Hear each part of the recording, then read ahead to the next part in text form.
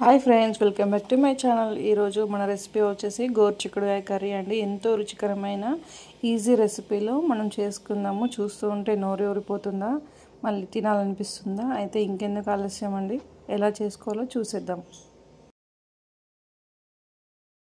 ముందుగా గోరుచిక్కుడుకాయని అనేది సన్నగా కట్ చేసుకుని కుక్కర్లో వేసుకొని దాంట్లో కొంచెం సాల్ట్ వేసేసి 2-3 విజిల్స్ వచ్చే వరకు ఉడికించుకోవాలి అండి. తర్వాత వాటర్ పంపేసి ఇలా పక్కన పెట్టేసుకోవాలి. ఒక ప్యాన్లో ఆయిల్ వేసేసి దాంట్లో కొన్ని పల్లీలు, 2 పచ్చిమిర్చీలు, ఆనియన్స్ వేసి ఫ్రై చేసుకోవాలి. ఇవి ఫ్రై అయ్యాక దాంట్లో 2 టమాటోస్ వేసి ఇలా కట్ చేసుకొని వేసేసుకోవాలి. దాంట్లోనే కొంచెం కొత్తిమీర వేసేసి ఫ్రై చేసుకోవాలి. కొద్దిసేపు ఇలాగే మగ్గించుకోవాలి.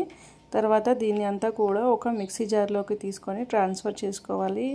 ఒక 5 మినిట్స్ పక్క నుంచి అది చల్లారిన తర్వాత మనం మిక్సీ చేసుకోవాలి. చూడండి, ఇలా ఫైన్ పేస్ట్ లాగా రావాలి.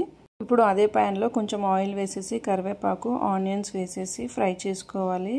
గోల్డెన్ కలర్ వచ్చే వరకు ఇలా ఫ్రై చేసుకోవాలి. దాంట్లోనే కొంచెం బండ పువ్వు ఉంటే వేసుకోవచ్చు, లేకుంటే లేదు. దాంట్లో బిర్యానీ ఆకు వేసేస్తే మంచి ఫ్లేవర్ అనేది, స్మెల్ కూడా వస్తుంది.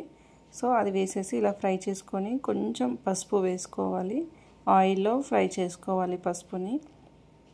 ఇప్పుడు ఇవన్నీ ఫ్రై అయ్యాక మనం ఇందాక మిక్సీ జార్లో పట్టుకున్న ఫైన్ పేస్ట్ అంతా కూడా ఇందులో వేసేసి ఆయిల్లో ఫ్రై చేసుకోవాలి. ఎంతసేపు ఫ్రై చేసుకుంటే అంత బాగా వస్తుంది, కానీ మాడనివ్వద్దు. ఇలా ఫ్రై చేసుకున్నాక దాంట్లో కొంచెం సరిపడా ఉప్పు, కారం, ధనియాల పొడి, జీలకర్ర పొడి వేసేసి ఇలా ఫ్రై చేసుకోవాలి. లైట్గా వాటర్ వేసుకోవచ్చండి, కానీ కారం వేసినప్పుడు ఇప్పుడే కానీ పొయ్యకూడదు. ఒక 5 మినిట్స్ ఇలా కలిపిన తర్వాతే వాటర్ అనేది మనం యాడ్ చేసుకోవాలి, అయితేనే బాగుంటుంది. చూడండి, గ్రేవీ చూస్తుంటేనే తినాలనిపిస్తుంది కదా, చాలా బాగుంటుందండి రెసిపీ. మీరు కూడా ట్రై చేయండి. ఇప్పుడు ఒక 5 మినిట్స్ తర్వాత ఈ వాటర్ అనేది అదే మిక్సీ జార్లో కొన్ని వేసుకొని నేను వేసేసుకుంటున్నాను. ఇందులో వేసేసుకొని కొంచెం సేపు మగ్గించుకోవాలి. ఇలా వాటర్ మొత్తం అంతా మిక్స్ చేసేసి మగ్గించుకోవాలి. ఒక 5 మినిట్స్ క్యాప్ పెట్టేసి ఓపెన్ చేసి చూడండి, చాలా బాగుంటుంది. చూడండి ఎంత బాగుందో, గ్రేవీ చూస్తూనే తినాలనిపిస్తుంది కదా, కానీ కర్రీ కూడా చాలా బాగుంటుంది.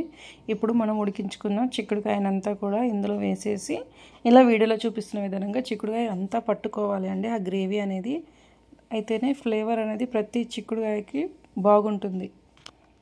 తర్వాత క్యాప్ పెట్టేసి అలాగే మగ్గించుకోవాలండి. దాంతో వాటర్ అనేది యాడ్ అయిపోతుంది ఆవిరికి.